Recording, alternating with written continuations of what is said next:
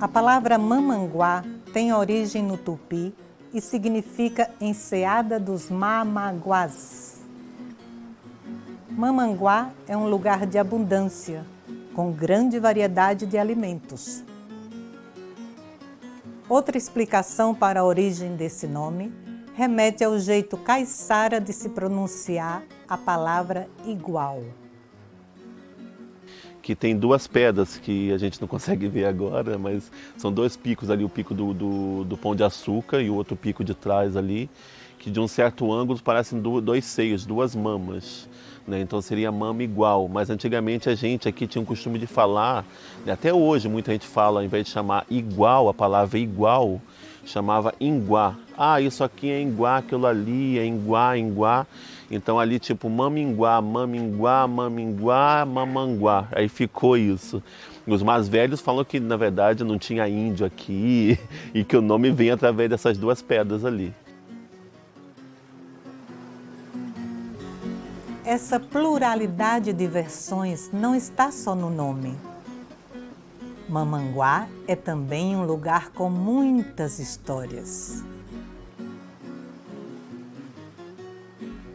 Muita gente conhece as belezas desta região. Há até quem diga que a formação geológica daqui é um fiorde tropical. Mas, na verdade, o nome correto dessa formação, com morros dos dois lados e mar no meio, é ria. Nesta ria, encontramos pequenas praias e povoados. Além das praias, da água esverdeada e das belezas cinematográficas, o Saco do Mamanguá é um lugar de abundância de personagens, histórias e de memórias. Nós viemos até aqui em busca de relatos sobre um personagem que faz parte de muitas dessas histórias, o seu Torquato ou Trocate, que é conhecido por produzir a melhor farinha de mandioca da região e por ser o homem mais forte que os moradores daqui já conheceram. Trocate viveu no Mamanguá mais ou menos entre os anos 30 e 80. Eu falo mais ou menos porque algumas informações se perderam no tempo, mas as lembranças ainda seguem na memória dos moradores.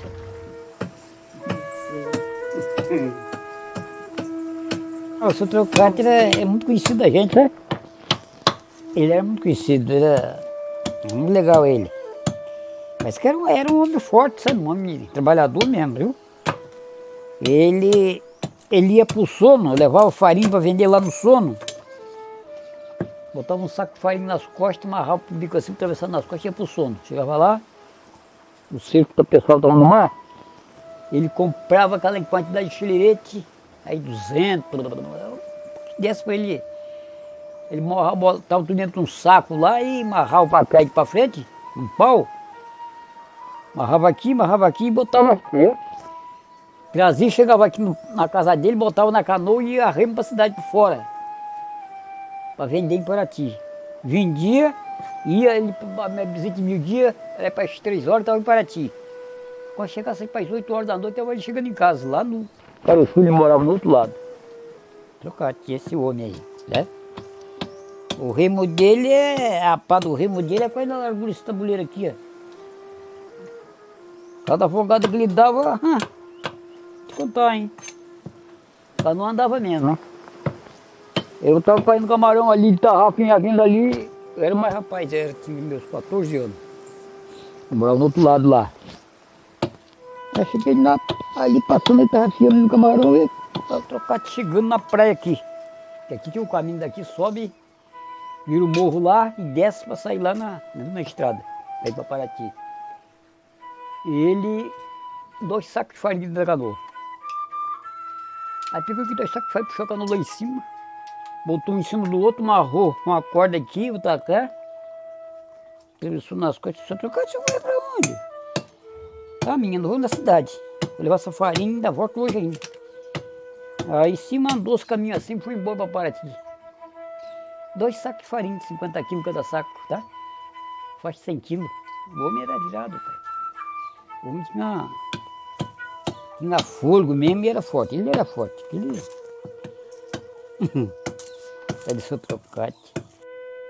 Atualmente moram no Saco do Mamanguá cerca de 149 famílias. Alguns desses moradores, como o seu Ingri, trabalham com o artesanato em cacheta. A cacheta é uma madeira leve e extraída de modo sustentável pelos moradores da região. Nas mãos desses artesãos e artesãs, a cacheta se transforma em pequenos barcos, canoas, remos e até traineiras. É bom assim, verdinho assim, que é bom trabalhar com ela. Depois que seca, a ferramenta quase não corta não, hein? Bate e choca quase não corta. Ela é mole, né? E a ferramenta tem que ser bem moladinha mesmo, pra poder cortar ela.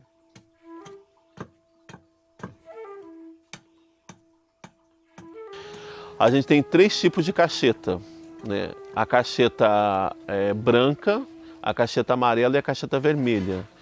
Então a cacheta vermelha é a mais pesada, então vai depender do que ele está usando no período, entendeu? E o tempo de secagem, quanto mais seco, mais leve é. Né? Se fizer um casco com as bordas largas, ele vai ficar mais pesado, então depende muito, entendeu? Às vezes ele quer fazer um mais resistente, vai ser mais pesado, às vezes vai querer uma peça bem fina, então vai fazer uma coisa mais leve, né? Esse peso parecia não fazer muita diferença para o seu Trocate. Ele foi uma figura tão querida e tão conhecida que acabou se tornando um personagem de histórias que se parecem lendas. Dizem que na sua lua de mel, remando para o Paraty-Mirim, Trocate entrou até uma área alagada e levou a canoa e a noiva sobre sua cabeça.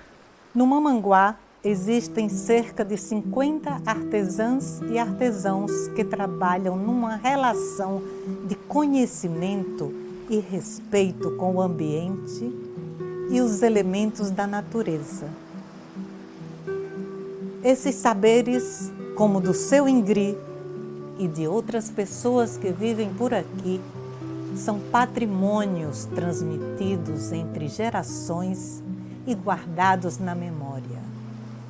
Mas o Mamanguá também guarda resquícios concretos do passado, como ruínas e antigas construções. Então lá no fundo, uma dessas partes foi doada para esse dito padre, né?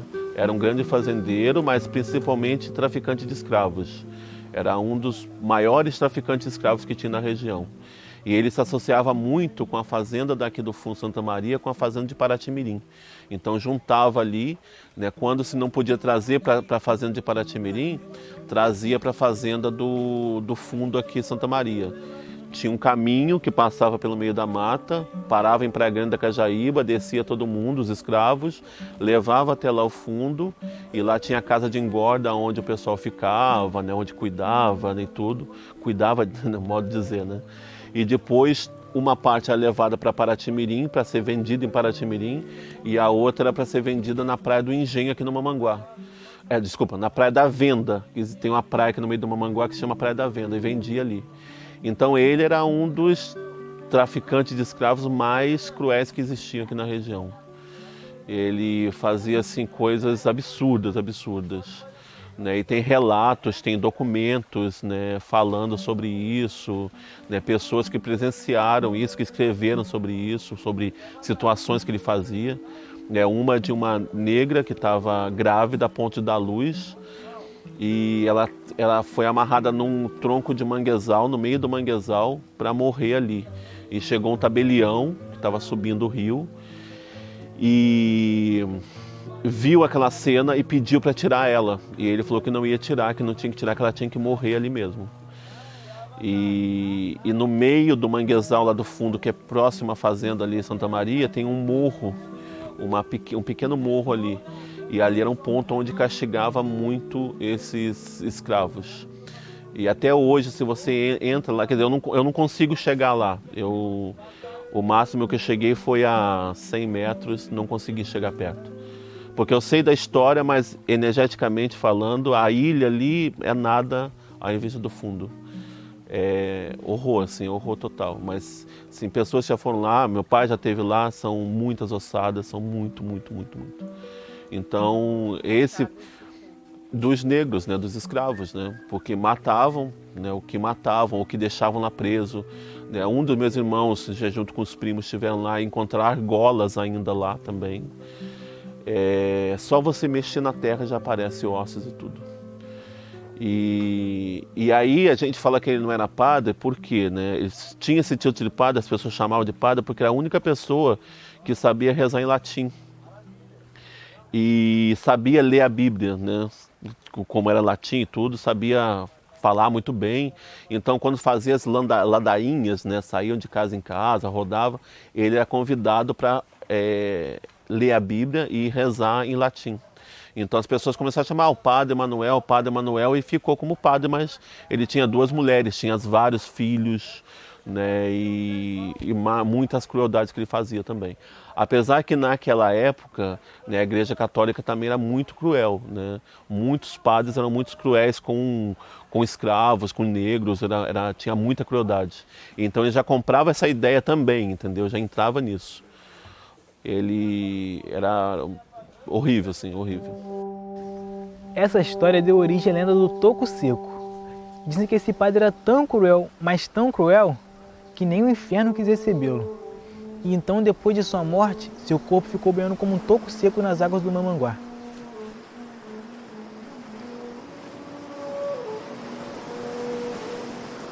Esse toco seco é um tronco, né, todo como se fosse todo queimado, como se fosse pedrificado. Você bate o facão nele, muita gente já passou por isso, conta essa história, que já bateu com o facão e sai faísca. E ele aparece de vez em quando na ilha pequena e aparece de vez em quando na ilha lá do Manguezal do Fundo, o ilhote que a gente chama, que é esses 2 pontos onde foram muito cruéis. Então, o toco seco é aquele espírito que não conseguiu passar para lugar nenhum. E essa história eu nunca vi, né, mas muita gente aqui do Mamanguá diz que já viu. Meu pai contava isso também. Pena que ele não está aqui para poder falar sobre isso, né? Mas tem outras pessoas aqui que também já viram isso.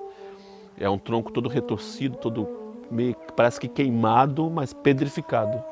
E ele não era ali, não é uma árvore que tinha ali, ele parece ali, depois de tanto tempo ele aparece no fundo em outro lugar. No passado, quando esta região era uma rota de tráfico ilegal de pessoas escravizadas, foram abertas trilhas nas matas para levá-las dos pontos de chegada dos navios, nas praias de Martim de Sá e Pouso da Cajaíba, até a fazenda Santa Maria. Muitas vezes adoecidas pelos longos períodos de viagem, as pessoas escravizadas tinham 2 destinos. As consideradas saudáveis ficavam na fazenda para engordar e serem comercializadas. E as pessoas enfraquecidas por maus tratos ou desobediência eram destinadas para serem castigadas na Ilha do Meio. E de lá morriam de fome ou por outros castigos. Com o passar do tempo, os fatos e memórias foram se misturando e dando origem a outras histórias. Tem quem diga que existem tesouros escondidos nas ruínas dos antigos engenhos das fazendas Santa Maria e Paratimirim. Dizem também que gritos e murmúrios podem ser ouvidos até hoje nesses locais. O povo que morava aqui, os mais antigos, né? Eles falavam que esse lugar aqui era Curupira. Porque antigamente diz que tinha Curupira que andava aí pra praia e tal. Pessoa visível, pessoa estranha, né? Mas aí depois sumia. Aí botaram o nome do lugar, Curupira. Eu não sei se era por causa disso, acho que sim, né? O povo diz que é uma pessoa que é encantada, encante, parece depois some, entendeu? Não é assim igual a gente não, né? Diz que é diferente. Eu não sei, que nunca vi essas coisas não.